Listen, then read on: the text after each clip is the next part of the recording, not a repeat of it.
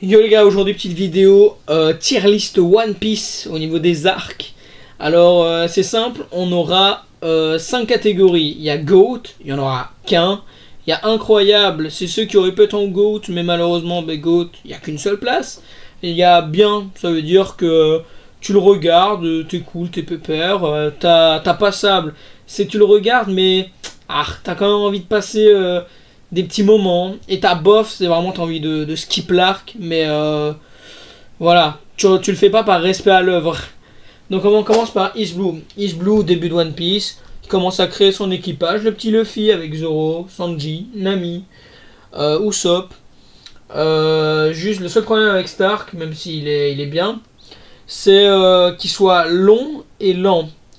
À certains moments, comme l'île d'Usopp, t'as envie d'un peu skip. Quoi?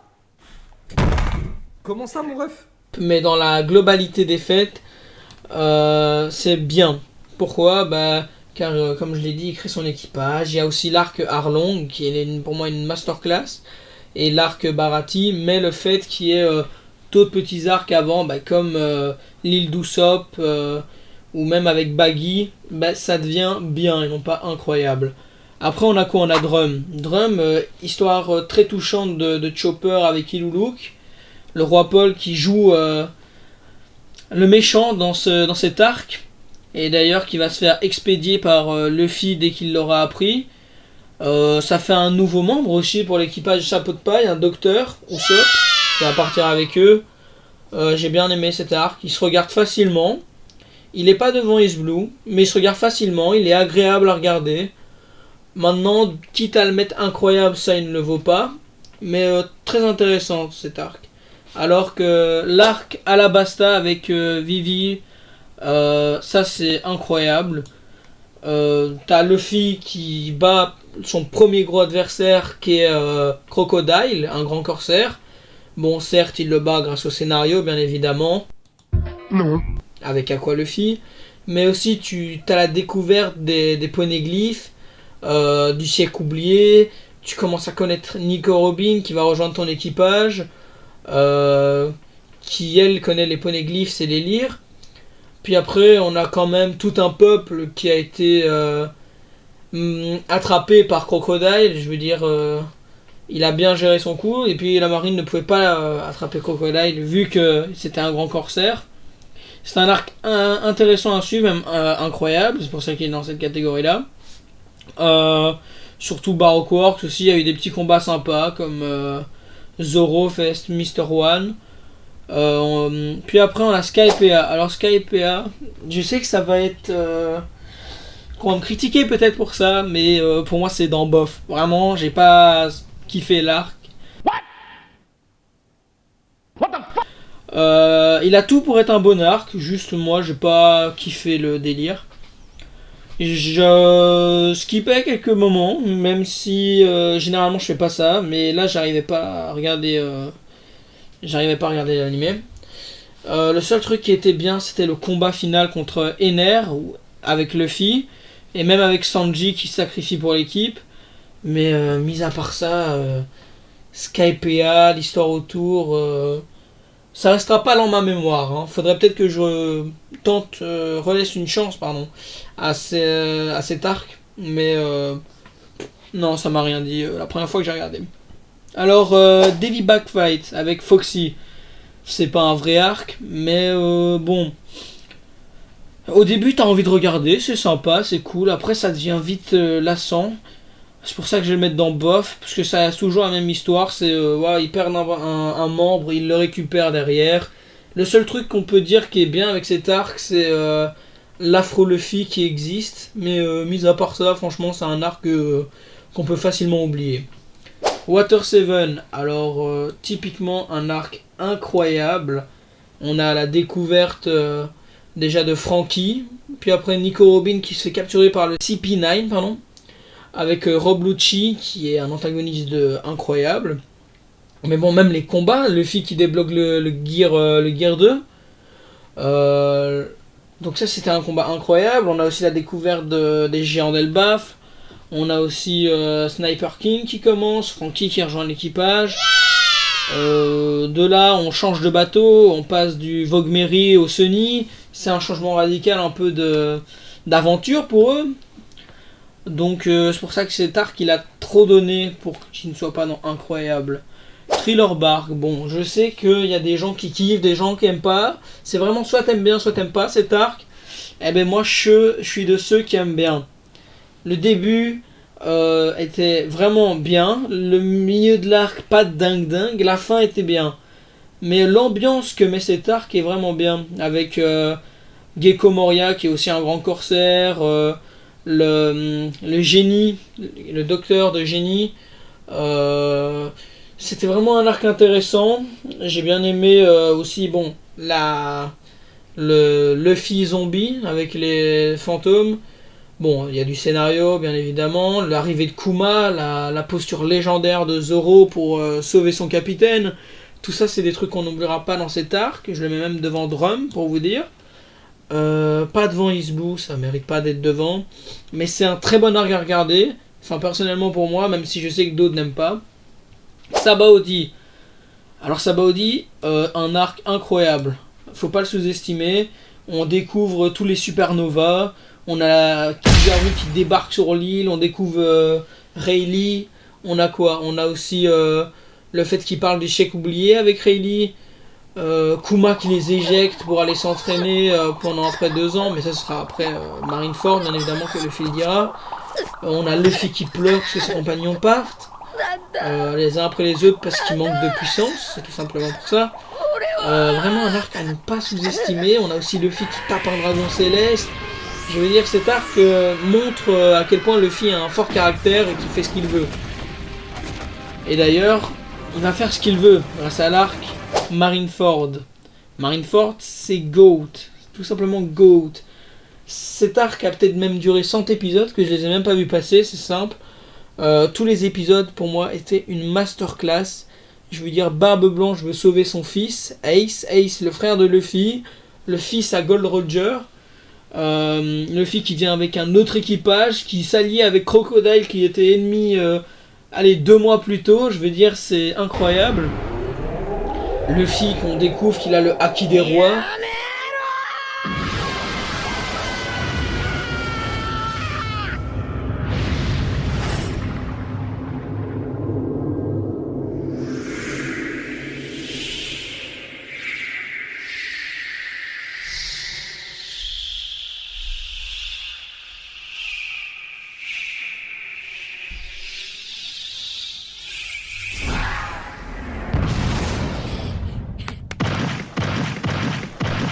Toutes ces petites choses qui font que cet arc est incroyable. L'eau qui vient le sauver, Shanks qui arrête Akainu, qui arrête cette guerre aussi. Je veux dire, Marineford, c'est le prime de One Piece pour moi. Puis après, il y a une ellipse de 2 ans. Et après 2 ans, on se dit, Oda, ouais, il va faire un truc de fou. Ouais, on a l'île des hommes poissons qui est vraiment passable. Je veux dire, l'antagoniste, il vaut pas un clou. Je veux dire, même Zoro a pu le battre sous l'eau. Puis après, oui, on découvre Shirahoshi avec ses pouvoirs, effectivement. On découvre aussi Neptune, le roi. On découvre Jinbei. Enfin, on redécouvre Jinbei car il l'avait vu à Marineford. Mais mis à part ça, l'arc nous apprend pas grand chose, mis à part qu'il y a un poneglyphe qui dit que Roger est passé par là.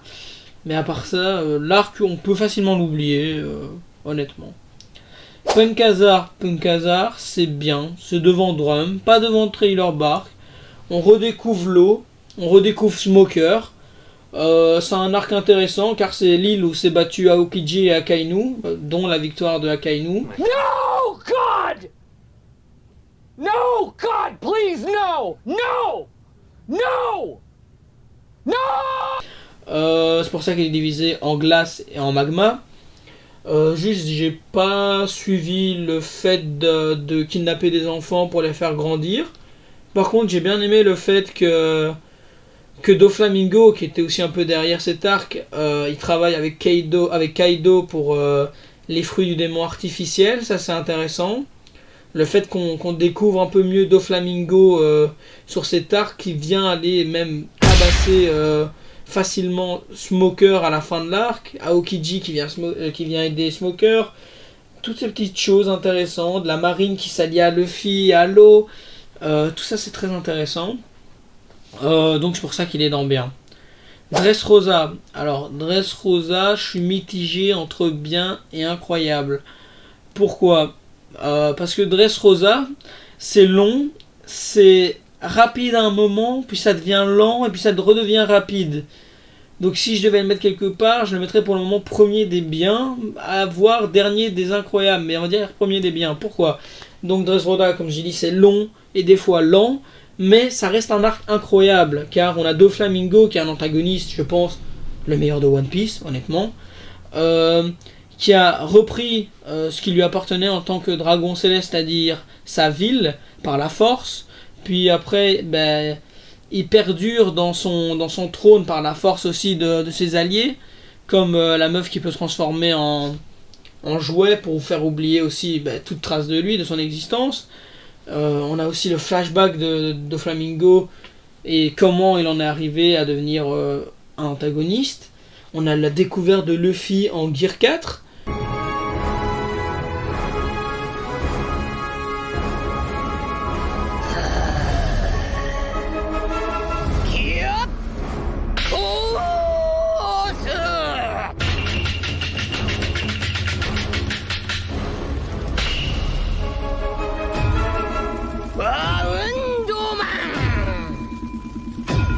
Donc tout ça c'est intéressant, l'eau qui se bat contre Doflamingo, il y a une histoire entre les deux, très intéressant. On découvre aussi Corazon qui est un personnage très touchant qui a aidé l'eau dans son enfance. Seul problème, je dirais que c'est l'entre-deux de l'arc. Il y a un passage de l'arc que j'ai pas trop aimé, c'était lent, mais sinon tout le reste derrière était très intéressant. Surtout les combats dans les colisées, on retrouve Sabo, il mange le fruit du démon de Ace.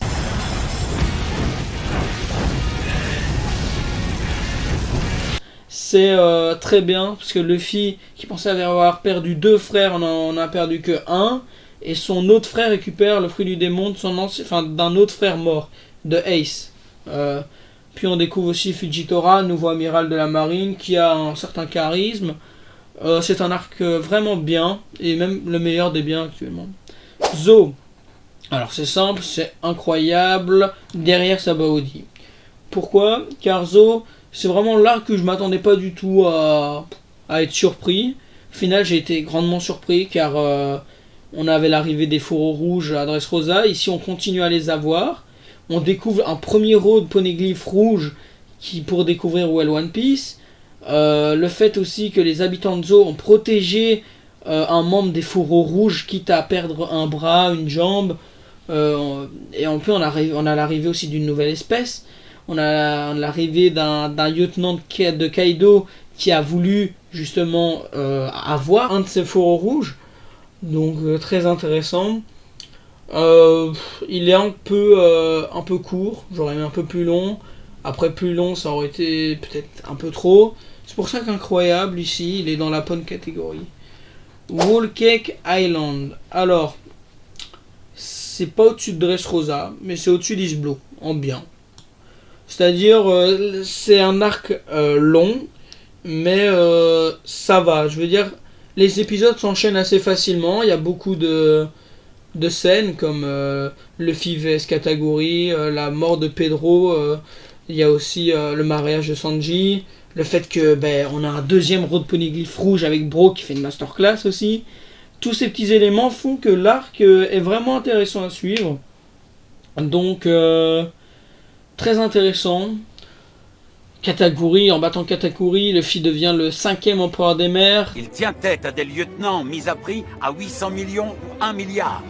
Ces événements ont indubitablement un goût de victoire pour Luffy au chapeau de paille.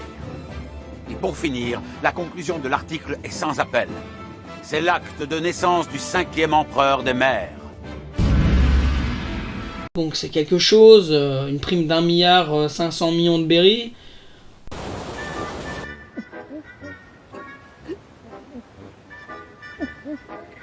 Bon, ta prime a diminué, voilà, c'est comme ça, on n'y peut rien. Allez, courage, Luffy. Je vais t'aider à te refaire. On va continuer, ça s'arrangera. Tu veux manger? Je te prépare un truc? Je m'en fous.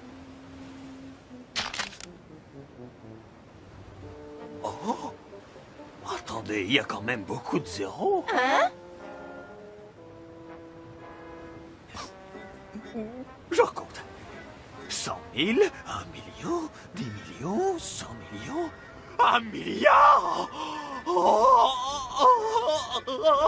Luffy, ta prime. C'est 1 milliard et 500 millions. Rien que pour ça, cet arc est dans facilement bien, voire incroyable. Si des gens me mettent en incroyable, ça me dérangerait absolument pas comme Dressrosa. Même si personnellement, moi j'ai préféré la rêverie à Whole Cake Island, même j'ai préféré la rêverie à Zo. C'est un arc très court, mais qui fonctionne super bien. Je veux dire, on a tous les rois des royaumes qui se réunissent. On a même Shirahoshi et Neptune qui vont à la surface avec ses frères. Le seul problème, c'est les dragons célestes qui vont s'occuper d'eux. En tant que juste homme-poisson, ils vont se faire maltraiter. Mais Vivi sera là avec son père pour s'en occuper. On apprend aussi que Sabo, il a fait l'espion, il a été voir les doyens, enfin observer les doyens. Shanks vient parler aux doyens de Luffy pour dire, lui, c'est quelqu'un maintenant. Donc c'est un arc vraiment court mais intense, et ça c'est ce qu'on aime. Après on a Wano. Wano, je dirais que ça va en bien entre Whole Cake Island et Dressrosa, car on découvre le premier empereur, qui est Kaido, puis après il y a Big Mom qui va arriver.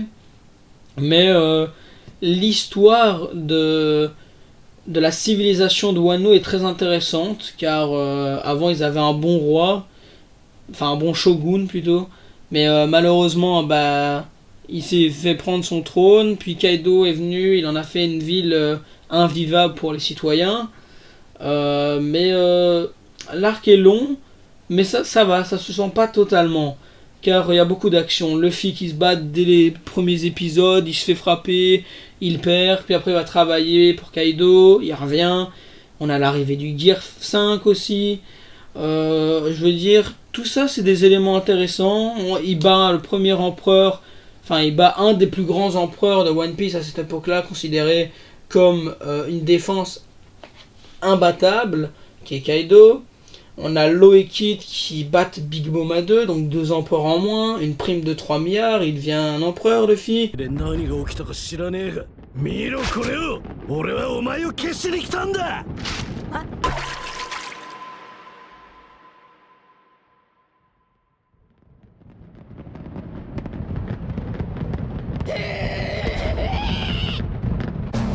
So. ユースタス・キッドが血相を変えてやってきたのにもはっきりとした理由があったのだ。それはすなわち古い体制に終わりを告げ、新たな時代への転換を予感させるものである。